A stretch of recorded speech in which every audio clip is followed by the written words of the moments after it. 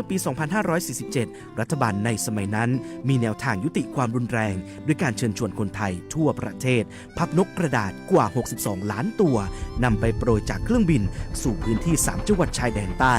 เพื่อเป็นสัญลักษณ์ถึงการรวมพลังของคนทั้งประเทศที่ได้ส่งแรงใจให้กับคนในพื้นที่จังหวัดชายแดนภาคใต้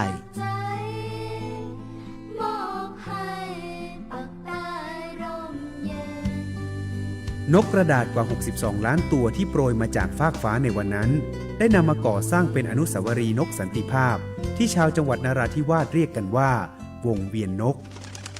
ผ่านมาแล้วกว่า 20 ปี อนุสาวรีย์นกสันติภาพยังคงตั้งตระหง่านและกลายเป็นสถานที่จุดเช็คอินของนักท่องเที่ยวแม้ว่านกสันติภาพตัวนี้จะไม่สามารถส่งเสียงได้แต่ก็คือสัญลักษณ์แห่งความหวังด้วยหวังว่าวันหนึ่งบ้านเมืองจะกลับมาสงบสุขและมีรอยยิ้มอีกครั้ง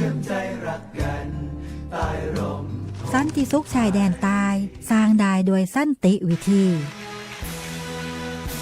โครงการสร้างความเข้าใจและประสานความร่วมมือทั้งในและนอกจังหวัดชายแดนภาคใต้สำนักประชาสัมพันธ์เขต 3 กรมประชาสัมพันธ์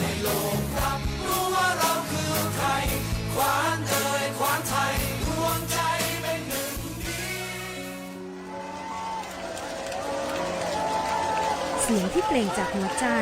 ของพระสงฆ์นิกรชาวไทยที่มีแด่พระผู้ทรงเป็นดั่งศูนย์รวมจิตใจ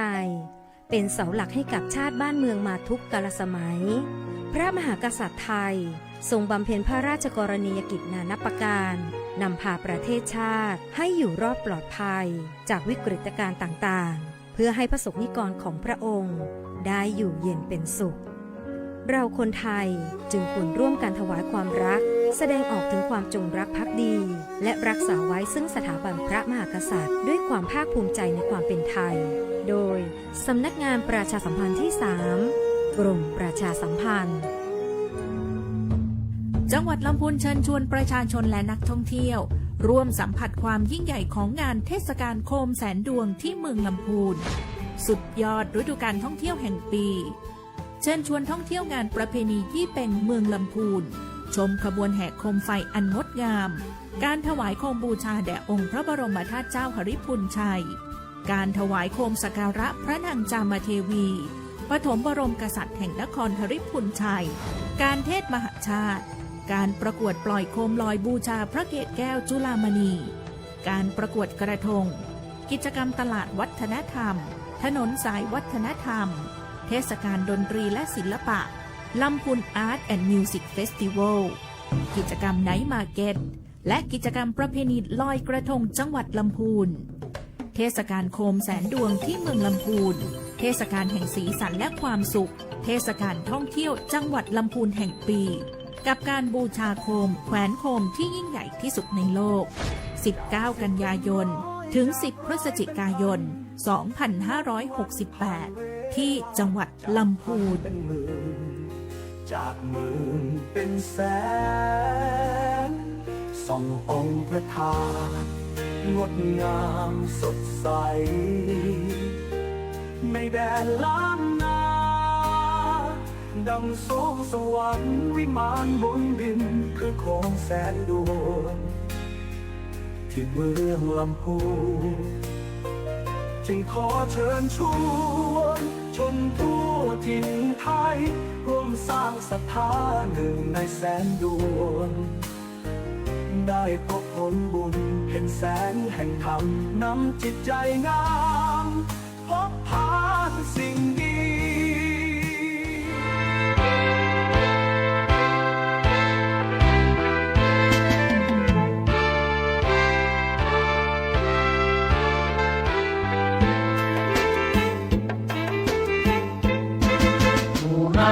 เจ้าละพูนล้วนสุขสมบูรณ์เต็มที่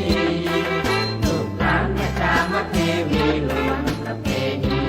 งามล้ำลำพูนเมือง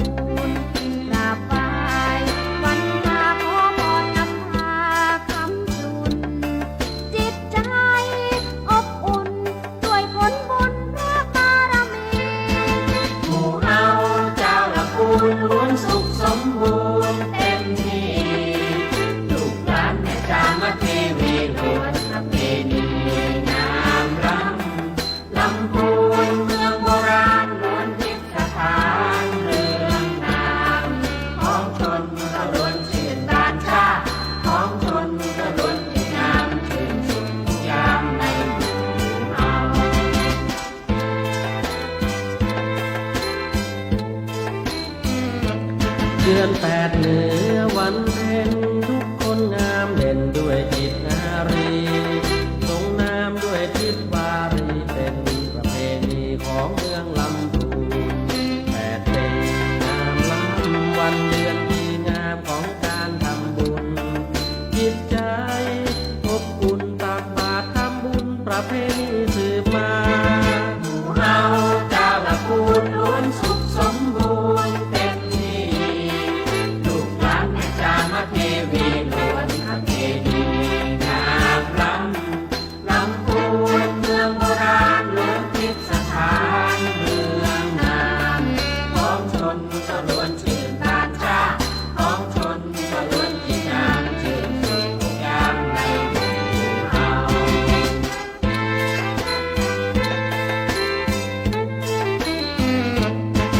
งานบุญสลากพระพัดการป่วยสลากเป็นพุทธคุณอุทิศผลเนื้อนาบุญให้ผู้มีคุณที่รับล่วงไป สงกรานต์หมู่เฮารดน้ำดำกล้าวผู้เฒ่าผู้ใหญ่ ประเพณีสดใสความดียิ่งใหญ่ของคนลำพูนหมู่เฮาเจ้าลำพูนล้วนสุขสมบูรณ์เต็มที่ลูกหลานแม่จามาเทวีล้วนประเพณีงามลำพูนเมืองโบราณล้วนทิพย์สถานเมืองงามของชนก็ล้วนชื่นตานชาของชนก็ล้วนที่งามชื่นสุดทุกอย่างในหมู่เฮา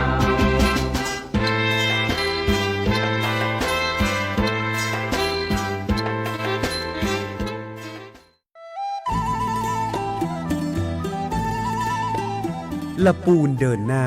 พัฒนายั่งยืน เศรษฐกิจพลิกฟื้น ประชาชื่นบาน ช่วงเวลาต่อจากนี้ไป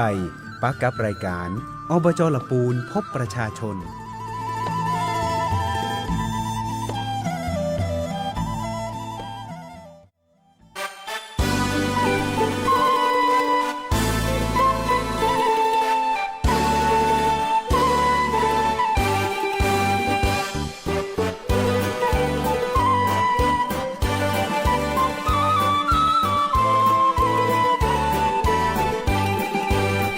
อบจลำพูนเป็นศูนย์รวมใจใต้ฟ้าสีครา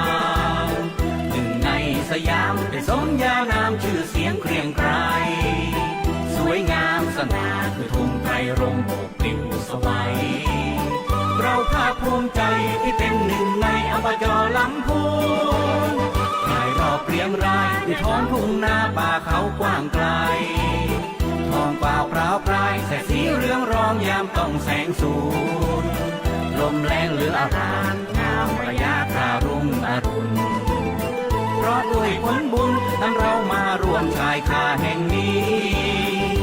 เรามีความรักและความผูกพัน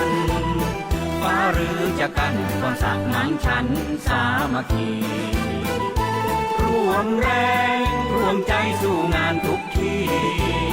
เป้าหมายเรามีคือความสุขของประชาชนก่อนเทศอำนวยเพราะช่วยคุ้มครองของปวงประชา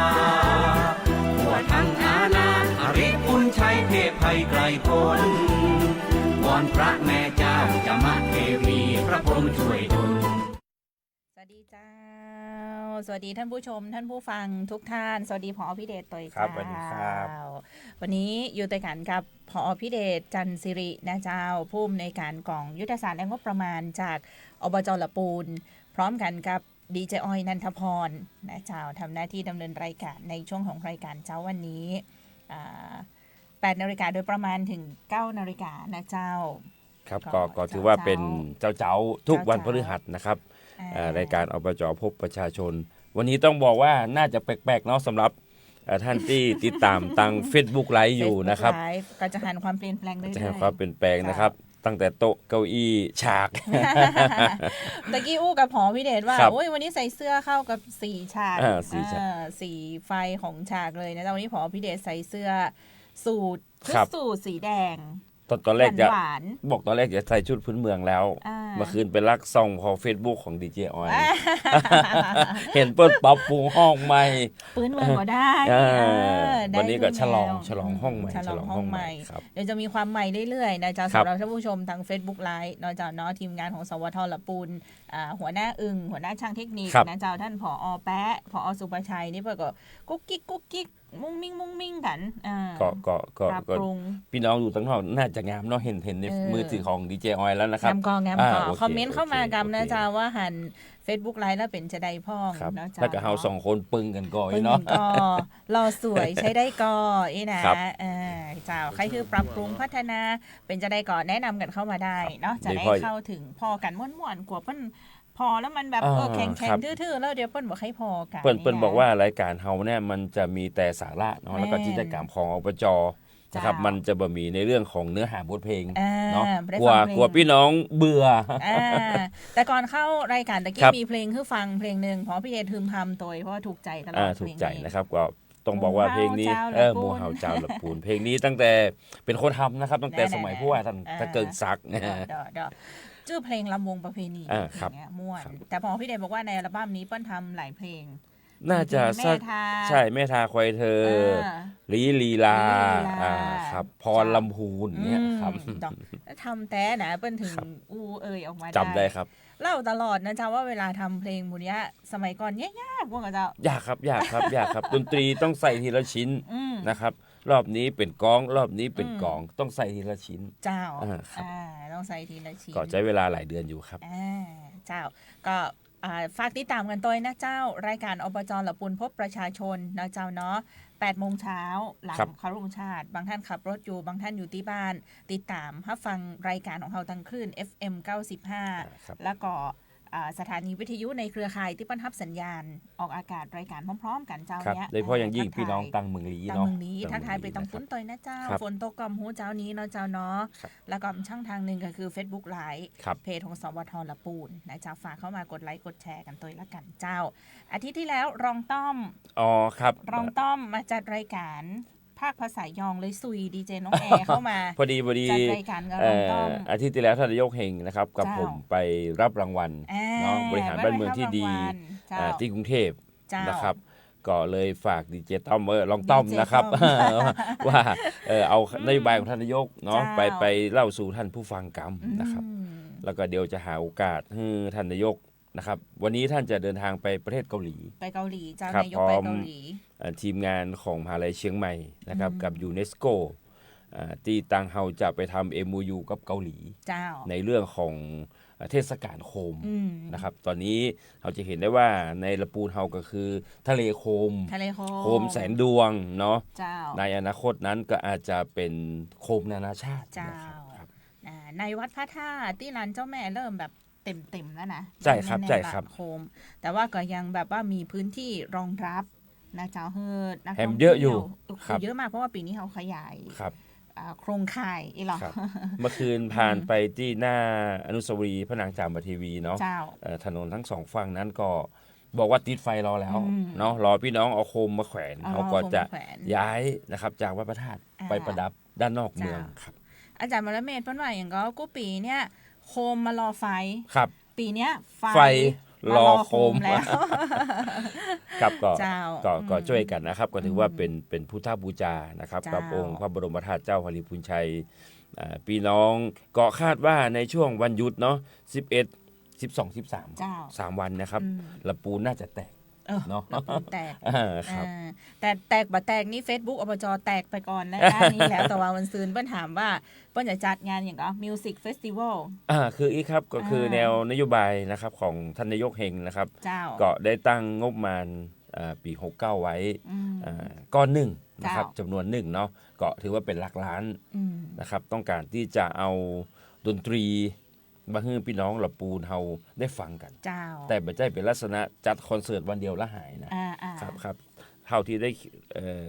ฟังแนวคิดแกก็คือ อยากจะให้มีดนตรีอยู่เป็นจุดเป็นเมืองแล้วก็เต็มเมืองเลยอย่างเงี้ย อ๋อ เหมือนเขาไปต่างประเทศนะครับ ตรงไหนอาจจะมีโฟกซองอาจจะมีเบนโจอาจจะมีอย่างเงี้ยครับ อ๋อ ในลักษณะนั้นไม่ใช่เป็นการจัดงานอีเวนต์ แบบใหญ่ๆบิ๊กบึ้ม แล้วก็วันเดียวหายไม่ใช่ครับ ไม่ ไม่ใช่ ใช่ ไม่ใช่ครับ ข รคือแบบว่ามีเมืองป้านท้องว่าเมืองมีชีวิต ใช่ครับในด้านของดนตรี ใน เนาะ ด้านของดนตรี ก็แย่ในเฟซไปหน่อยหนึงนะครับ ทอ ว่า ทอ ถ้าลำพูนจะจัดงานลำพูนเฟสติวัลนะพี่น้องอยากจะ คือนักแสดงนักศิลปินศิลปินนักร้องท่านไหนมา โอ้โหกล้องห้วยไร่ตอบมาท่านแล้วครับ ผมยินดีครับ นะครับ กองห้วย ศิลปินพื้นเมืองเขาก็ SL Music เนาะ อ่า เอ็ดดี้ตลาดแตกเนี่ยครับ เจ้า ครับ เจ้านะดีเจออยก็ไปเม้นมาบอกว่าเอาปาล์มมี่เจ้า ก็มันก็จะสอดรับกับนโยบายของทางจังหวัดพอดีเนาะ อืม ที่มันจัดห่วงว่าทำแถวข้างสารกลางเนี่ยครับ เจ้าก็ปีนี้งานด้านการท่องเที่ยว ครับ ช่วงไตรมาสสุดท้ายของปีเฮาของปีเนี้ยที่ ครับ บ้านเฮาที่ละปูนนี่คึกคักมากนะเจ้าอย่างที่เรียนไปว่าเปิ้นช่วยกันกู้ส่วนตังวัดพระธาตุตังจังหวัด ต่างจังหวัด เนาะ อบจ อบจ เทศบาล เทศ ครับ บาล เทศบาลครับ แผ่วททพวกออกมา ครับ ช่วยจัดงานแหม ครับเปิด โอ้ ห้ เย อง อะ ว่า ตังวัฒนธรรม ละปูนกำลังจะเนื้อหอมเนาะ เนื้อหอม ครับ มาก ก็ เลย ทุกส่วนราชการก็จะมาลุมกัน เจ้า นะยกให้ มารุม ยกให้ละปูนเป็นเมืองท่องเที่ยว เจ้า อย่างแท้จริงนะครับ เจ้าคือคักแน่นอนนะเจ้าเพราะฉะนั้นมาแอลกันเนอร์คุณผู้ฟังไผ่ยังไม่ได้มาเตื้อก็เข้าใจมาเหีย ครับ ช่วงนี้ฟ้าเปิดเหมือนกันนะเจ้า ใช่ 2-3 วัน ครับ ก่อ ส น อง นี่ก็แดด เชียงใหม่ตกนะครับ แม่น เชียงใหม่ตกค ตะ รับ วานี่ตกหนักเหมือนกันนะตังเชียงใหม่ คืนก่อนนะครับ เจ้า ตั้งแต่ตีหนึ่งโอ้โหฟ้าร้องฟ้าแลบฟ้าผ่า อืม มโหฬารนะค ข รั อบ งละปูนนี่มาก็เสียง มาก็เสียง ครึ่น้ำออกมาตัวเอง ครับ เจ้าเนาะ ก็ถือว่าช่วงนี้ อากาศ ฟ้า เปิด ฝนก็จะเบา อืม เบาลงเนาะ เบาลง จะ เจ้า เบาลงนะครับ ก็จะรอประกาศในการที่จะปลายฝนแล้วก็จะต้นหนาวครับต้นหนาวครับ นะ เรา ถึงเวลาที่ได้แอลละปูนแล้วซ้ำเพิ่นมีอย่างโครงการคนละครึ่ง มีตั อ่า เงิน ครับ สวัสดิการแห่งรัฐ 2004ใช่ไหม 2004 2004 ช่ำชา 2004ก็เป็น4,800เนาะ 4,800 ครับ 2004ทั้งหมด ก็ของเขาป้องไง ของเขาพูดถึงเขาเปาะไป เอ ตัว อ เอง ครับ อ่ะ อันเนี้ยเป็นการกระตุ้นเศรษฐกิจที่ดีนะ อืม ดีกว่าจ่ายขาด 100% เจ้า เนาะ แม่น อันนั้นก็คือวัน2วันก็หมด อืม แต่อันนี้ถ้าเฮาบ่มีทุนเฮาอ่ะ เขา ก็ จ่ายก็บ่ได้ เหมือนกัน อันนั้นนี่ถือว่าเป็นโครงการที่จะช่วยกระตุ้นเศรษฐกิจแล้วก็จะมี มีคนมาช่วยงาน การซื้อการขายอย่างแท้จริง อืม นะครับ คนมา แล้วก็ ช่วย คน งาน ที่ได้เงินจากรัฐบาลฟรีอ่ะก็จะมีความภาคภูมิใจอะเนาะว่าเขาจะต้องมีเงินไปเปาะเนอร์เนี่ยครับ เจ้าแล้วก็เอามาใจละปูนเพเนอร์ ครับ ร้านค้าเปลอะนายเจ้า อันนี้ไม่ได้ เยวพร้อ จำกัดโซ ไม่ น ได้ ใช่ไหม จำกัด อ๋อ มา ตรงนี้ เลย ก็ได้ น้อยใจละปูนกันเนอะคุ ครั ณ บ ผู้ฟังเจ้าลวดมาแอลงาน มันงานโคม งาน เซน โค ดู ม มเนาะ เจ้าพอ ถึงแม้ว่า ดนตรี คนละครึ่งงานโคมอาจจะใช้บ่ได้เนาะ ของโคมนี่มาได้นะ เราจะไปทำบุญสแกนคนละครึ่ง ว่าคนละ นี่ ค นะ รึ่งนี่มาได้ เจ้าก็อู้ถึงเรื่องของฟ้าฝนนะครับ เจ้าไปดูภารกิจของทางอบจละปูนเพราะว่าในช่วงสัปดาห์ที่ผ่านมานี่ก็มีการสนับสนุนเครื่องจักร ใช่ นะ ครั เจ้า บ เข้าไปช่วยภารกิจในการซ่อมแซมถนน ครับ ที่ขาดเนาะ ที่ขา น้ำซ้อ น้ำทานะครับแถวบ้านลิงมื่น เจ้า นะครับตำบลเมืองจี้อำเภอเมืองจังหวัดลำพูนก็สืบเนื่องจากช่วงนั้นฝนมันตกเยอะเนาะ เจ้า น้ำกวงหนุน น้ำปิงหนุน เจ้า แล้วก็น้ำทาค่อนข้างจะแห้ง เจ้า นะครับ จึงให้เกิดตะลิ่งนะครับ มันเป็นมุมโค้งพอดีอะครับ มันเป็นมุมโค้งพอดี เจ้า ก็ทำให้ตะลิ่งขาดไปประมาณเกือบขาดเนาะ เกือบค่ะ เหลือช่องประมาณสัก50 เซนนะมั้ง เจ้า นะครับระยะทางก็ประมาณ100 เมตร เจ้า นะครับ100 เมตร ก็ด้วยแรงสามัคคีนะครับของพี่น้องละปูนเฮาโดยเฉพาะอย่างยิ่งพี่น้องในตำบลเมืองจี้นะครับช่วยกันสำหรับอบจนั้นนะครับก็จะเป็นเครื่องจักรเนาะเครื่องจักรกลขนาดหนักนะครับนำแมคโครไปนะครับแล้วก็สนับสนุนทรายไปแห่มจำนวนหนึ่งนะครับในการที่จะช่วยเหลือพี่น้อง เจ้า นะครับก็มีหลายกระแสบอกว่าน้ำท่วมพนังจะปุดนายกไปห้ามลูกกรุงเทพพุ่น ก็เปิ้นกำหนดเวลาว่า ใช่ อันนี้ ใช่ครับ อันนั้นเปิ้นกำหนดไว้หลายเดือนเนาะ แม่ เลื่อนไปครั้งหนึ่งละ เจ้า นะครับ เจ้าอื ผมก็ไปกับท่านนายกพอดี เออ เดินทางไปถึงปุ๊บนะครับมีข่าวว่าน้ำ น้ำ พนัง จะ น้ำ ขาด ซ้อตะลิง น้ำซ้อตะลิง จะขาด ท่านนายกก็สั่งการเลยนะครับให้ตังสำนักช่างนะครับว่าต้องเอาเครื่องจักรออกเลย อืม แล้วก็ให้ท่านรองนายกท่านสจท่านเลขาในพื้นที่เนี่ยไปช่วยดู เจ้า นะครับไปช่วยดู ก็ถือว่าในยุคโซเชียลเนาะ อ่า บ่จำเป็นต้อง อยู่ดูก็ได้นะครับเอาสั่งการทางโทรศัพท์ได้ คือบางที ครับ เรื่องอย่างเงี้ยกับบางอย่างที่เอามาเป็นประเด็นนะเจ้า ใช่ครับ น่าจะเข้าใจกันได้ดี ครับ แล้วต้องมานั่งอธิบาย เขาจะ นะ ปิกแม่ก็บ่ได้นี่ แม่นคือมันเป็นงานที่เพิ่นกำหนด ครับ ล่วงหน้าไว้อยู่แล้วแต่อันเนี้ยมันเป็นเหตุการณ์ฉุกเฉิน ฉุกเฉิน ออ ฉุกเฉิน สถานการณ์ ครับฉุกเฉิน เร่งด่วนสาธารณภัยที่เกิดขึ้นโดยที่ไม่ได้คาดหมายกันไว้ล่วงหน้าว่ามันจะเกิ ครั ด บ เหตุการณ์นี้เองนะเจ้า อันนี้ก็โดยกำลังหลักนะครับ ด้านกำลังคนก็น่าจะเป็นผู้ว่าเป็นหลักเนาะ เจ้า เห็นท่านเป้าเมืองเฮานะครับ3-4 ทุ่มก็ยังไปเฝ้าติดตามสถานการณ์อยู่ ตี 2ไอ้พี่เดช อืม ตี ครับ 2ได้ยินว่าตี 2ปิกนะเจ้า ครับ ข่าวว่าพะเลิดไปหลายรอบ มันเป็นตึงน้ำเป็นตึงโคลนเนาะ ครับ ท่านบอกว่าไม่มีใครเลียงหินได้ดีเท่าผมมีว่า ครับ เจ้า ก็ต้องขอชื่นชมนะครับ เจ้า พลังความสามัคคีของทุก อืม ภาคส่วนนะครับ เจ้า ถ้าตรงนั้นถ้ามันปุดไป มันปุดไป สักช่องหนึ่งนะครับ เป็นเรื่องเนาะ โอ้เป็นเรื่องเลยครับ เป็นเรื่องเลยอ่ะ ตำบลเมืองจี้ตำบลอย่างหั่นใครจะไปหมดนะครับ เจ้า ครับ เนี่ยเจ้าอันนี้ปัญหาภาพมุมสูงออกมาคือได้พอ ครับ จริง ๆ ต้องขอบคุณนะเจ้าทุกส่วน ใช้เวลา นะ ประมาณ 3 วันเนาะ สามวัน 3 วันเสร็จเรียบร้อยนะครับ ทำงานแข่งกับเวลาด้วยนะเพราะว่ามันก็มีข่าวว่ามันจะมีฝนตกลง อ่า มา ใช่ครับพายุลูกใหม่แมดโมเนาะ ครับ เจ้าก็ รอบนี้ มีข่ว น่าจะเป็นอะไรอย่างอ๋อ อันนี้ บัวลอย เ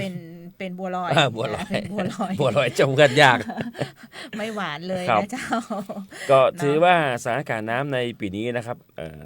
โดยภาพรวมนะครับ ก็ถือว่าละปูนเฮาก็ได้รับผลกระทบน้อยสุดเนาะ เจ้า ก็จะมีที่เป็นแหล่งน้ำท่วมซ้ำซากนะครับ เจ้า ตังริมปิง เจ้า เนาะของน้ำปิงนะครับวัดป่าแกวัดต้องฝ่ายอย่างแถวๆนั้นนะครับ ที่ก็จะมีมวลน้ำอยู่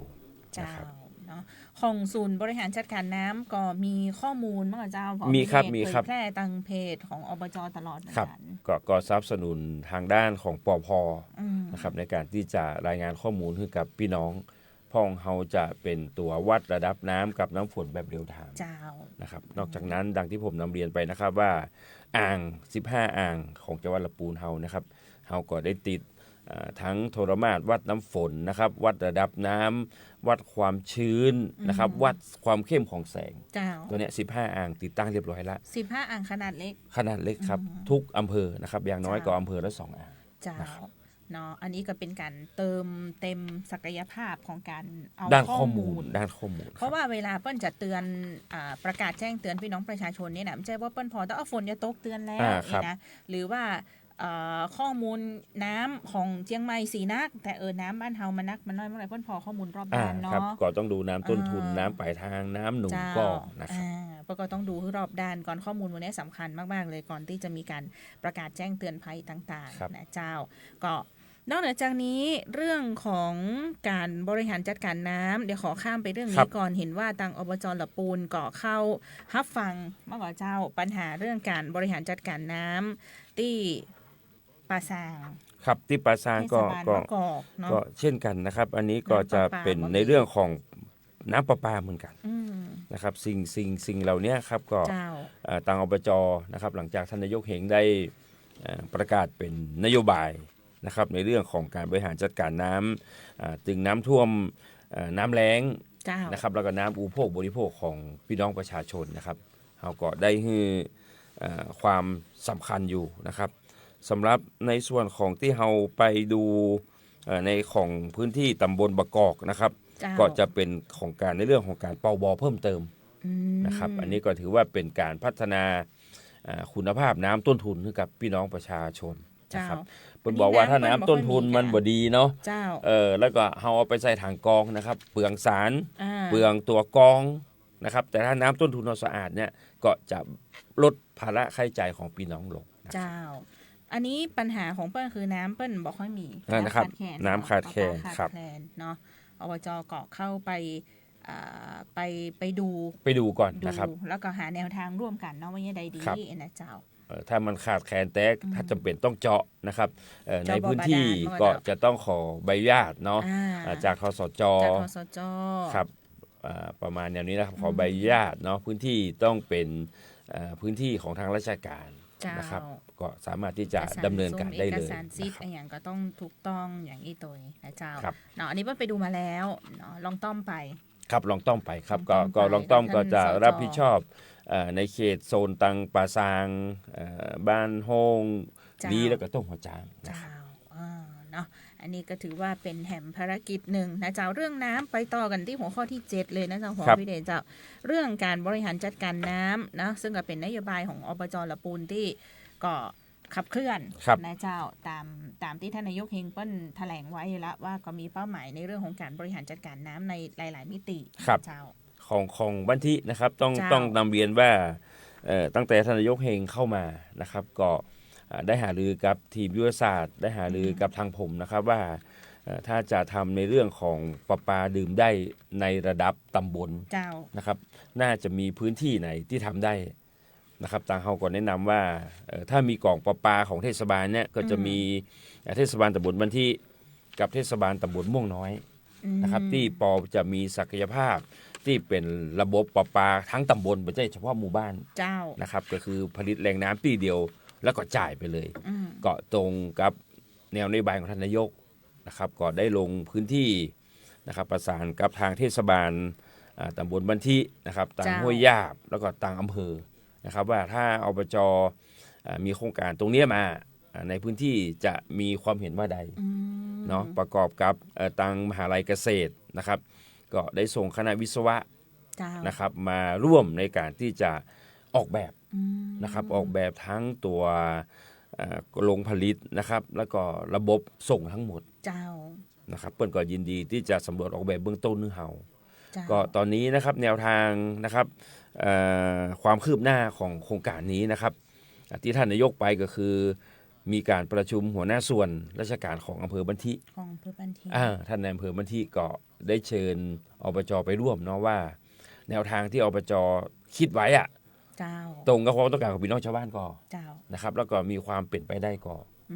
นะครับอันนี้ก็แนวตอบนะครับเท่าที่รู้ก็คือ1ตอนเนี้ยรูปแบบนะครับผังแผนที่แบบทั้งหมดในการที่จะตั้งปรับปรุงโรงผลิตเนาะระบบส่งเนี่ยเขาได้ทำกับมหาวิทยาลัยเกษตรแล้วนะครับก็เหลือขั้นตอนที่ว่า1ต้นทุนราคาน้ำพี่น้องจะสู้ไหวก็ไหวไหมนะครับอันที่2ก็คือในเรื่องของน้ำที่เขาจะต้องใช้อ่างเมทินะครับเขาก็ต้องประสานกับทางชลประทานเนาะว่าเขาจะขออนุญาตใช้น้ำจำนวนกี่ลูกบาศก์เมตรในการที่จะเป็นน้ำอุปโภคบริโภคนะครับแล้วก็ส่วนที่3เขาจะต่อจากบ้านที่ไปห้วยยาบก่อครับอันนี้ก็จะควบคุมทั้งอำเภอ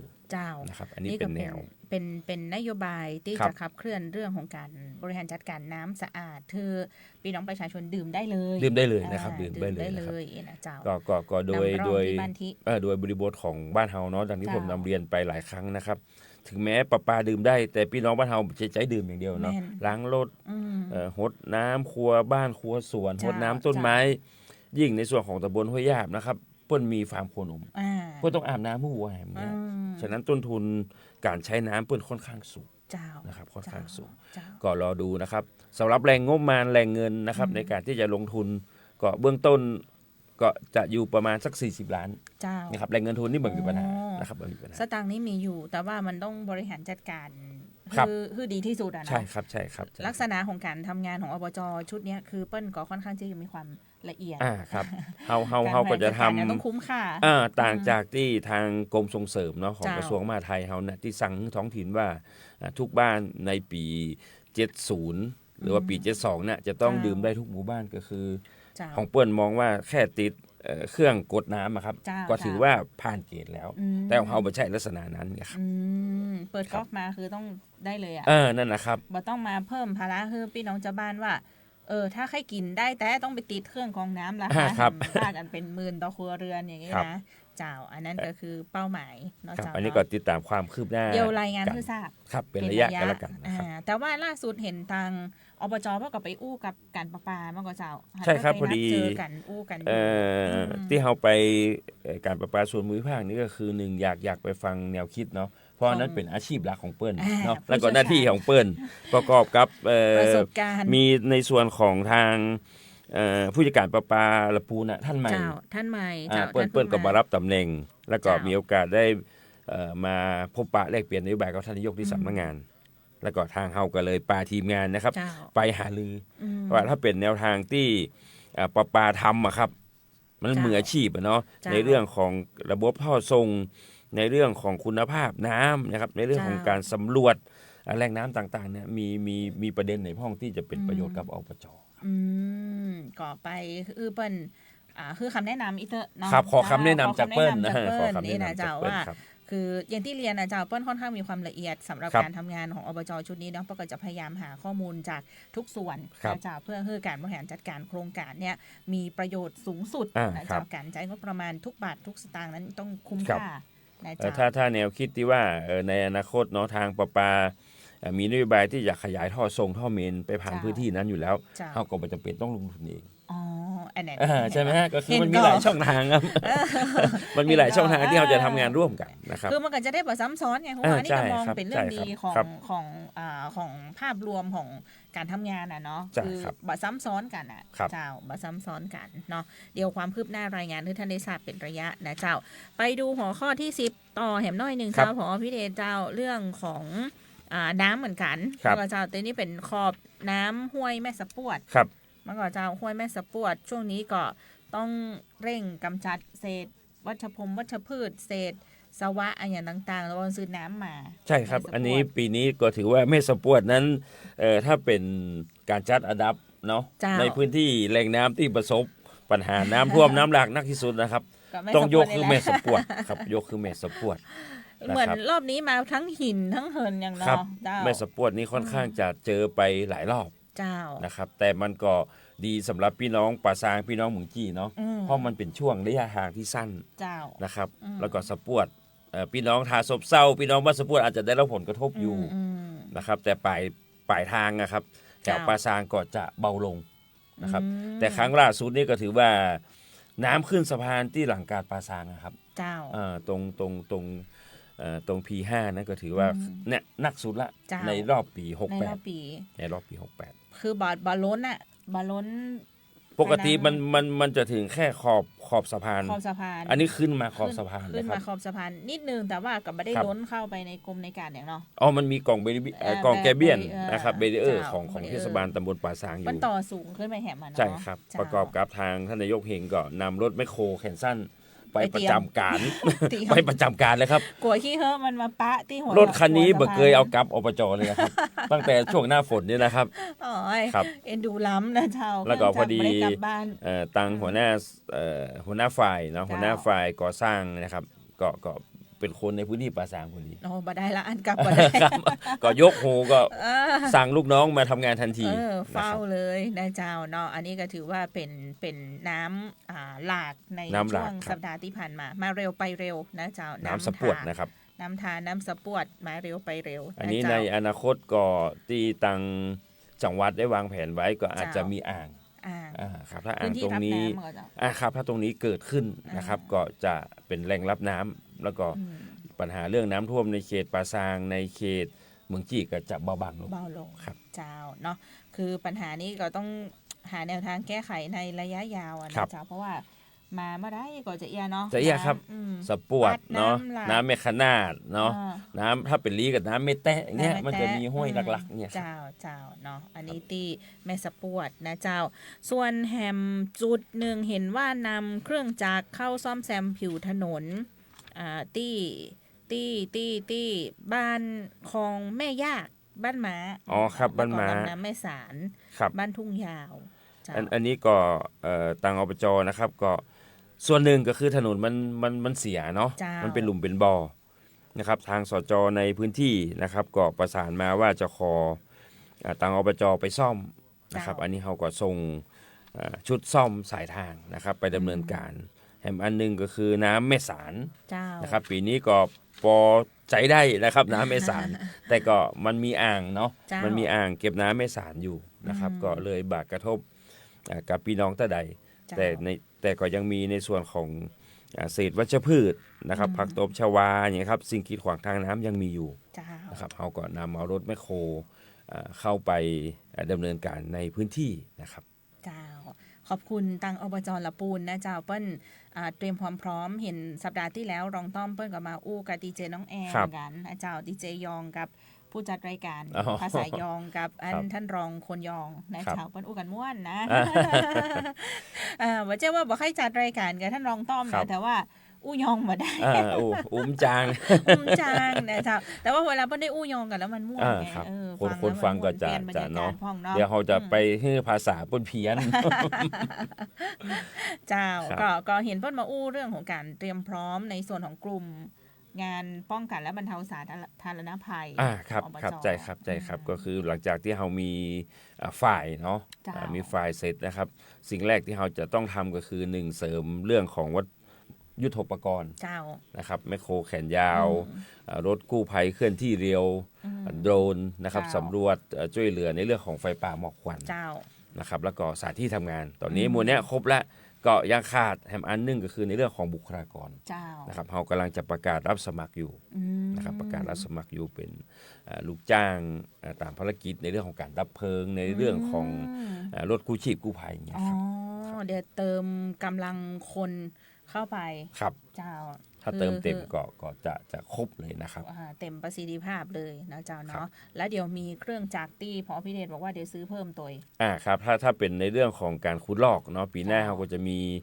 รถแมคโครแขนยาวอีก2คัน แถม2คัน สองคันนะ เจ้า ครับ มีก็อบจที่นะเจ้าที่อื่นมันจะมีนะ ส่วนใหญ่เมื่อก่อนมีแขนสั้นเนาะ มี ก็ แขนสั้น มีแขนสั้นพ่องมีคันเล็กๆพ่องที่จะ เจ้า ทำในพื้นที่ของท่าน อืม นะครับแต่ถ้าเป็นน้ำลีน้ำทาน้ำ เจ้า กวงเงี้ยมันก็ต้องใช้บูมยาว อืม นะครับบูมยาว เจ้า ทักทายท่านผู้ชมทาง Facebook หน่อยแล้วกัน ค พ รั อบ พี่เดชเจ้า สวัสดีผู้ดำเนินรายการอบจละปูนสถานีวิทยุสวทละปูนทรงหัวใจมาพ่องก็ มี ฟังอยู่คุณศิริพงศ์บอกฟังอยู่ที่บ้านสันมานะสีดอนชัยนะครับ สีดอนชัยสีดอนชั สี ย ดอนชัยนี่ที่ไหนเหรอ สีดอนชัยก็แถวอุโมงค์นะครับ อุโมงค์ ที่จะข้ามไป อ๋อ บันทิ ข้ามไป นะครับ จากบันทีเนาะ ที่พระเจ้ายืนนะฮะ อ๋ออ๋ออ๋อพรุ่งนี้ผมก็จัดรายการที่ตลาดเหมือนกันครับอีห ครับ รายการอย่างน่ะแล้วก็มีไผ่เนี่ย คุณพิมพรก็จะบอกผ่านหน้าอบจพอดีเลย อ๋อครับ เจ้า จริงๆ ฝากนิดนึงแล้วกันดีจอยหันตังอบจเปิ้นทำ วารสารครับวารสารเสียงละปูน ไข่ได้กันพวกอย่างนี้หน้าในยกเฮงติดอยู่ ครับ เจ้า อันนี้เป็นฉบับของปี 68 เนาะ ปี 68 ปี ว่าเหรอ 69 นะครับในฐานะที่ผมให้พี่ชอบงานประชาสัมพันธ์ของอบจตัวเองนะครับ เจ้า ก็จะทำอยู่3 ครั้ง 3 ครั้ง 4 เดือนเตื้อย่ อยๆ ซอยๆ ออกมา นะครับ เจ้า อันนี้เหมือนเป็นหนังสือพิมพ์เลยอะแต่ว่ามันดีมากเลยนะเจ้าคุณผู้ชมคุณผู้ฟังเปิ้นฮ้องวารสารอบจ ครับ หน้านี่จะเป็นรูปนายกเฮงกอดอกอยู่ แล้วก็ตั้งในเนี่ยก็จะมีรายละเอียดหลายอย่าง ครับ เช่น สายตรงจัดเต็ม ครับก็จะมีเบอร์เนาะ อ่า เบอร์โทรของผู้บริหารของท่านสจนะครับ เจ้า ของท่านผู้อำนวยการกองแต่ละกอง แล้วที่สำคัญคือมี Facebook คือตัวหนา เนาะส อัน มัย นี้ นี้มัน รอบที่เราทำครั้งแรกนะครับ เจ้า จำนวน 120,000 ฉบับ โอ้ ครับ เอาไปเก็บไว้เนอะต้องขอ ครับ ได้ที่ไหนพองเจ้าเนี่ย ที่อบจก็ยังมี มีอยู่ มีอยู่บางส่วน อ๋อ นะครับบางส่วน อันนี้ดีจอยได้ตอนนี้มาแล้วเรารู้สึกว่าเฮ้ยมัน ครับ ว้าวนะจ๊ะมัน ครับ ว้าวเนาะบอกเคยหันอย่างจะอีนะเปิ้ลบอกหมดเลยนะ แล้วตั้งหลังเนี่ยเปิ้ลมีแผนที่ของละปูน แล้วเปิ้ล ครับ ใส่คือหมดเลยว่าสองอบจแต่ละเขตเนี่ยเป็นไผ อ๋อนี่เป็นผู้บริหารผู้บริหาร ผู้บ ท้อง ริหาร ถิ่น โดยท้องถิ่น ผู้บ โด ริหาร ย ท้องถิ่นทั้งหมด มีผู้บริหารท้องถิ่นแต่ละคนเป็นไผอย่างใดแล้ว ครั ก็ บ มีช่องทางการติดต่ออย่างนี้นะเจ้าอันนี้ก็สรุป เป็นข้อมูลที่ดีมาก 4 เดือนครั้ง 4 เดือ นะครับ นครั้ง แล้วภายในเนี่ยก็คือแบบ มีรายละเอียดเรื่องราวที่น่าสนใจนะเราลองไปนั่งอ่านพอเนอะผมผู้ชมผมผู้ฟังขอได้ที่อบจละปูนนะเจ้าแล้วก็เปิ้ลมีสนามกีฬา ครับสนามกีฬา สนามกีฬาจะทำอย่างห้องนี่นะเจ้า ครับ อันนี้ทิศทางการพัฒนาสนามกีฬา เจ้าชุบชีวิตสนามกีฬาให้ แล้ว ก ก็ ลับมามี ช่วงนี้ ความ ต้อง สุข ต้องในเรื่องดีเจออย จ้า เรื่องสนามกีฬาพอดีนะครับ อ่า ตอนนี้ก็มีดราม่าในเรื่องของ ดราม่า ที่เรา เหรอ ปิดปรับปรุงเนาะ ปิดปรับปรุงโรงยิม เจ้า นะครับบอกว่าสนามกีฬาก็ใช้ไปได้ต้องขออนุญาตนำเรียนท่านผู้ฟังนะครับ เจ้า แล้วก็ผู้ใช้สนามกีฬา อืม สืบเนื่องจากมหาลัยสงฆ์ครับมจร เจ้า เปิ้นจะเป็นเจ้าภาพการแข่งขันกีฬาบุคลากรมจรแห่งประเทศไทย อืม นะครับ ทั่ ช่วง ประเทศ ปลายเดือนธันวา เจ้า ฉะนั้นในฐานะที่เราเป็นเจ้าบ้านเนาะเป็นเจ้าของสนามนะครับแล้วก็มจรละปูนก็มาขอใช้สนามตรงนี้ เจ้า นะครับสิ่งที่เราทำก็คือปรับปรุงพื้นลงยิม อืม ทาสีใหม่ อืม นะครับเพื่อที่จะรองรับเกมการแข่งขันครั้งนี้ ฉะนั้นในช่วงนี้ก็ต้องขอสุมาภัยนะครับท่านที่ใช้ลงยิมแฟดนะครับแล้วก็ลงยิมแบดนะครับเราอาจจะมีการปรับปรุง เจ้า ครับ เนี่ยเราอู้ถึงเรื่องของสนามกีฬาก็เหมือนกันนะเจ้า ครับ ในเนี้ยเปิ้ลจะมีช่องทางให้ท่านแอดไลน์เข้าไปเลยว่า ถ้าท่านมีปัญหาเรื่องของสนามกีฬา ครับ อบจเนี่ยท่านคือข้อมูลมาได้เลย อืม เรื่องของโรงเรียนในสังกัดของอบจ ครับ ท่านคือข้อมูลมาได้เลยเปิ้ลมี QR code ให้ท่านสแกน ครับ แบบช่องทางการติดต่อแบบง่ายๆเลยนะเจ้า แล้วก็รพสตมีปัญหาอย่างในพื้นที่แต่ละพื้นที่เป็นอย่างไรนะเจ้า แล้วก็การดูแลของอบจในส่วนอื่นๆ เช่น ศูนย์บริการนักท่องเที่ยว สถาบันผ้าทอมือถ้าท่านไปแล้วท่านรู้ว่ามันมีปัญหาหรือพบเห็น ครับ การให้บริการอย่างที่มันบอกให้เปิงใจถ้าใดให้คือปรับปรุงให้คือพัฒนาเรื่องไหนนะท่านก็สแกนแล้วก็ ได้ บอก ค เข้า รับ มาได้เลยเนี่ยอัน ก็ เนี้ย ก็ส่วนหนึ่งนะครับ ดีมาก ที่เขาส่งไปให้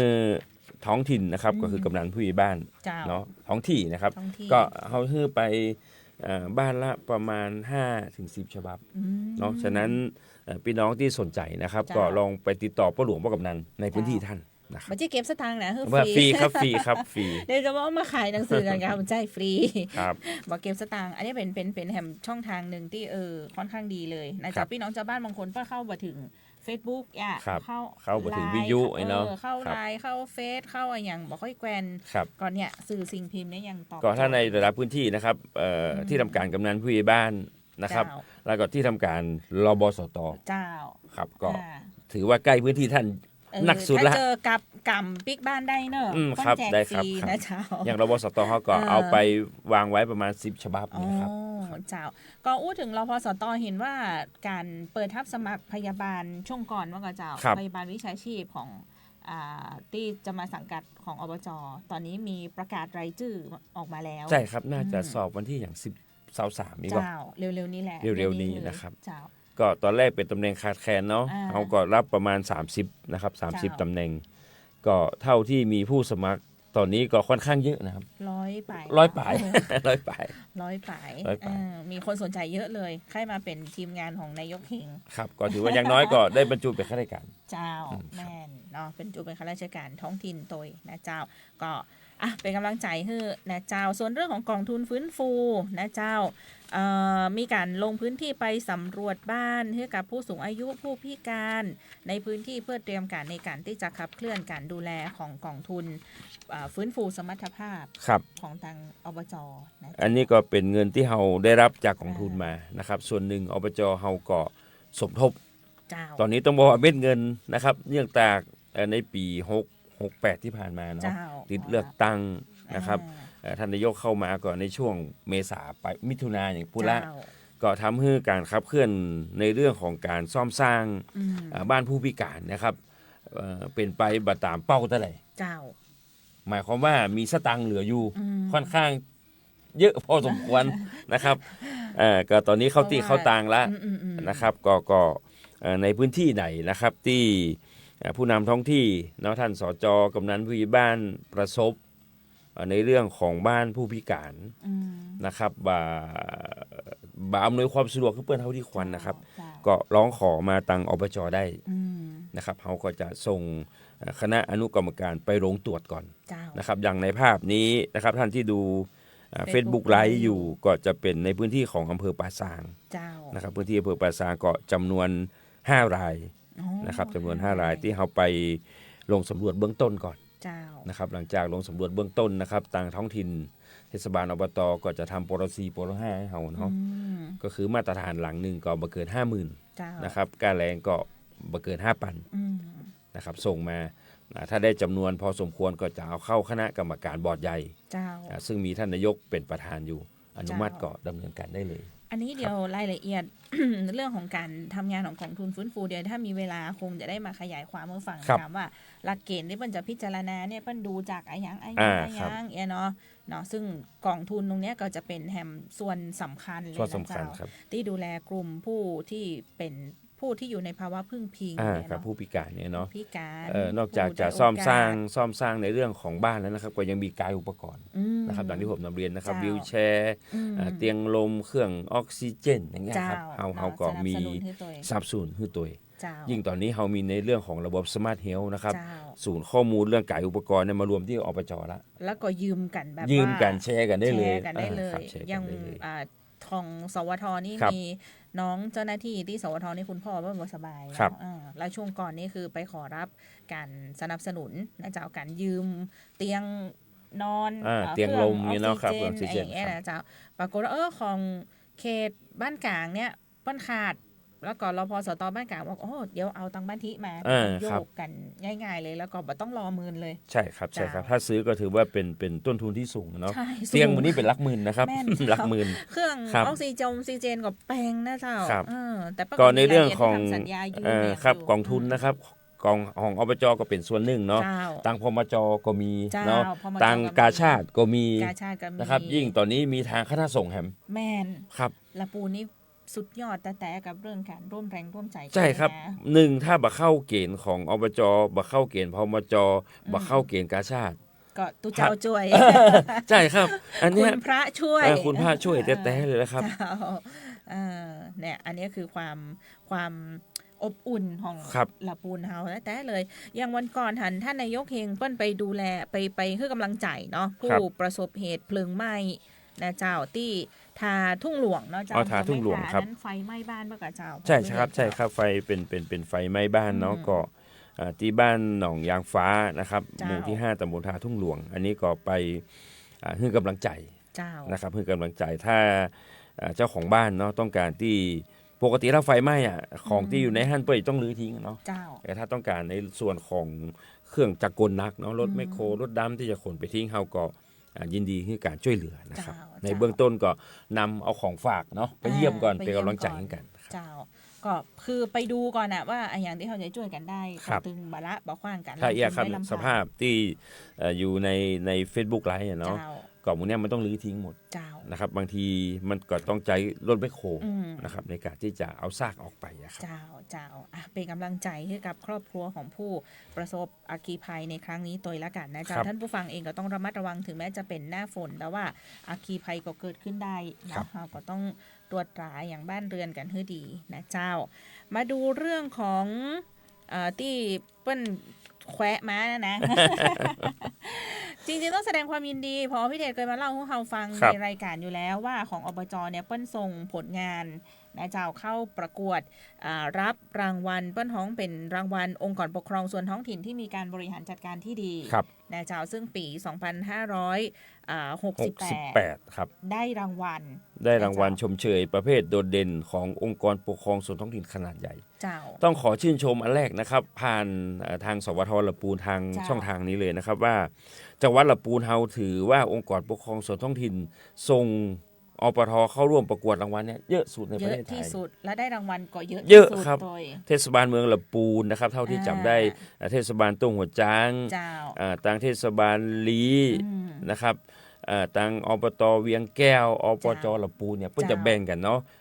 ทั่วไปโดดเด่นดีเลิศ ปิ้ ขนาดเล็ก มีหย ขนาดใหญ่อย่างเงี้ยครับ แมนเปิ้ลมีหลาย ครับ หลายรางวัล หลายๆรางวัล แต่ทุกรางวัลมีเงินงบประมาณให้ ครับอันนี้ก็ถือว่านอกจากเขาจะประเมิน อืม ประสิทธิภาพการทำงานจากองค์กรภายนอกแล้วยังมีเงินรางวัล อืม เพราะเป็นของคณะกรรมการกระจายอำนาจนะครับ เจ้า สำนักปลัดนายกรัฐมนตรีของเขาก็ได้ชมเชยนะครับก็รางวัลติดปลายนวมอยู่ที่1,100,000 กว่าบาท ขนาดติดไปนวม ติดไป นะ นวม ชมเชยได้ล้าน ครับ ล้านเท่าไหร่ละ1,100,000 1,100,000นะครับ เจ้า ของเทศบาลเมืองละปูนนี่น่าจะติดที่ 3 ก็อันนี้ เจ้า ได้เป็น 3 ล้าน อ่าเจ้าเนาะก็เป็นเงินงบประมาณที่จะเอามาใช้บริหารจัด ต่ การ อยอด ชิ้นงานที่ ครับ เป็นนวัตกรรมที่ส่งเข้าไป ครับต่อยอดในเรื่องของ เจ้า สมาร์ทเฮล สมาร์ทเฮล นะครับก็คือเขาเริ่มทำตั้งแต่ปีที่เขาฮับถ่ายโอระบสตมาเนาะ เจ้า เริ่มตั้งแต่ปี66ได้ เจ้า 11ตีเนาะ อืม ปี67เขาก็ขยายไปได้เป็น28ตี เจ้า แล้วปี68นะครับที่นายกเฮงเข้ามาทำงานพอดี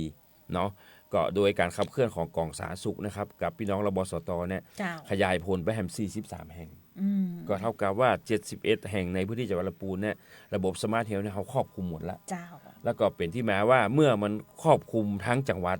เฮาก็เลยส่งเข้าประกวด นะครับ ถ้าเราจะส่งตั้งแต่ปี66เนี่ยพื้นที่มันก็11ที่เนาะมันน้อย ปี67ส่งแหมก็ได้28ที่คือ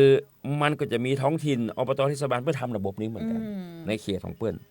แต่เฮาทำทั้งจังหวัดครับยังบ่ส่งปี66ยังบ่ส่งปี67ก็มันบ่ครบเตื้อ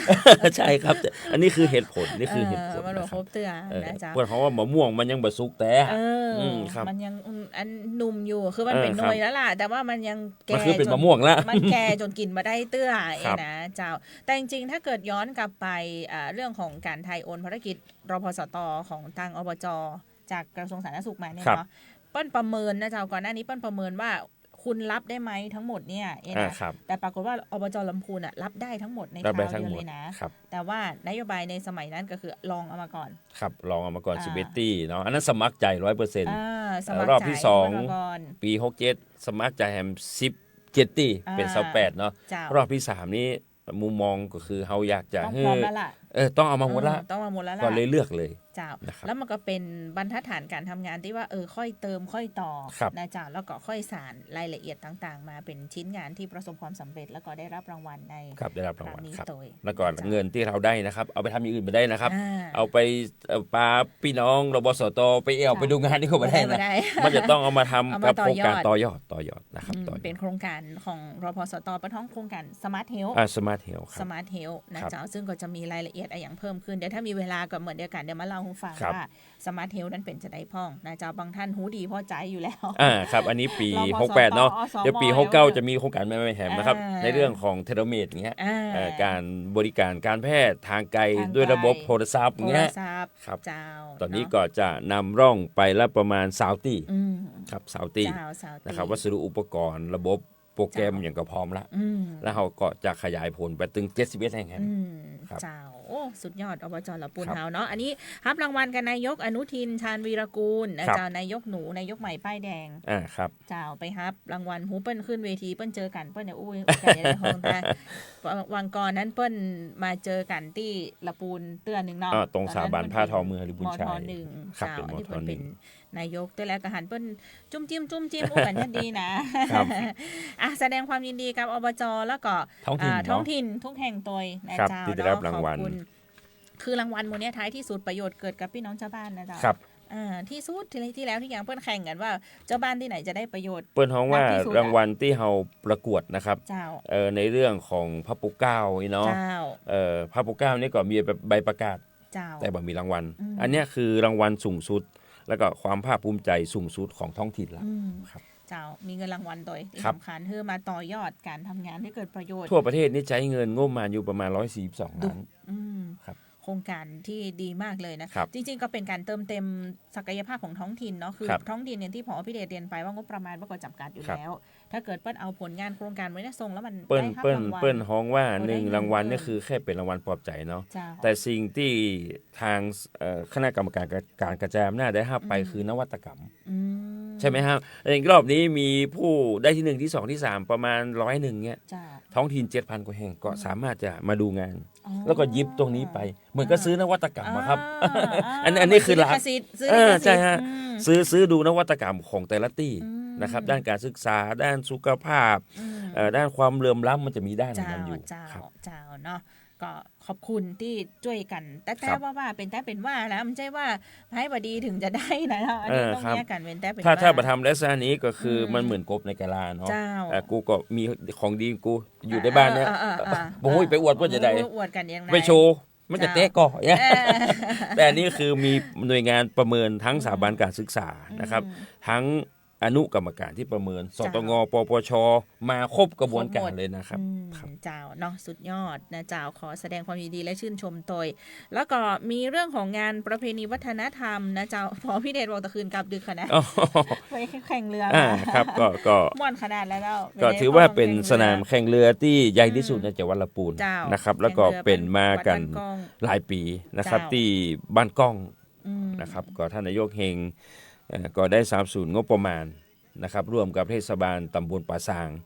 ของเขาก็จะรับผิดชอบในส่วนของเงินรางวัลกับค่าตอบแทนคณะกรรมการนะครับปกติจะเป็นเรือ5ฝีพายกับเรือ12ปีนี้ทางเทศบาลมีงบประมาณซื้อเรือใหม่2ล เป็นเรือซาวฝีพาย โอ้ นะครับเป็นเรือซาวนะครับถ้าเรือ 12 กับเรือ 5 เนี่ยคนพายก็ใช้จำนวนน้อยกว่าจริง แต่คนดูเหมือนม่วน อ่า เนาะปืดจำปืดก็มันจะถึงเส้นชัยมาถึงสักเตือยิ่งของเฮาน้ำมันแรงน้ำปิงอะครับ มันเป็นน้ำที่น้ำปิงน้ำกวงมาซบกัน แล้วก็มาลงน้ำปิงที่ห้าง จื่อมันศพทายอยู่แล้ว ครับ ก็แนวคิดของพื้นที่เกิดเลยว่าอยากจะให้กองเชียร์เนาะได้เชียร์แบบมันๆก็เปลี่ยนเป็นเรือซาวฝีพายนะครับแต่ปีนี้มันเป็นปีแรกนะครับที่เป็นซาวก็ทีมก็มี6ทีมนะครับค่อนข้างน้อยไป1 เจ้า นะครับน้อยไปหน่อย ก็ถ้าไผ่พลาดปีนี้เดี๋ยวปีต่อไปก็เตรียมตั๋ว ครับ แล้วเดี๋ยวเราประชาสัมพันธ์เนื้อทราบล่วงหน้าแล้วกัน เวลาจะ ครับ เสี่ยงให้แล้ว ครับ โคมแสนดวงมาแอลได้เลย ถึงสุดท้ายวันที่อย่างเหรอ 10 พฤศจิกา 10 พฤศจิกายนนะครับ 10 ถึงแม้ว่างาน เดือนนี้มาได้ทุกวันน่ะ เทศกาลลอยกระทงจะถึงวันที่ วันที่ 5เนาะ 5 แต่ของจังหวัดลำพูนเอาถึงวันที่ 10 10 นะค พ รั ฤ บ ศจิกานะเจ้า ครับ เดี๋ยวมีบอลลูนมี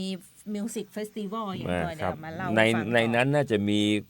ว่าวลมอะเนาะ อ่า ที่ต่างเทศบาลร่วมกับอบจเคยทำปีนี้ก็มีอยู่นะครับ เจ้า อันนี้ก็ถือว่าเป็นน่าจะเป็นหนึ่งเดียวนะ อืม ที่มีว่าวลมที่ใหญ่ที่สุดเนาะ เจ้า แล้วก็มีเวลาแข่งแค่ 2 ชั่วโมง อ่า เพราะจะไปรบกวนเส้นทางการบิน เวลาเสี่ยงแล้วพอพี่เดช ครั เจ้า บ ท่านผู้ชมท่านผู้ฟังเดี๋ยวเจอกันวันอาทิตย์หน้าเนาะวันนี้ลากันแต่อีแล้วขอบพระคุณนะเจ้า ครับสวัสดีครับ เจ้า แรงช่วงปลายฝนต้น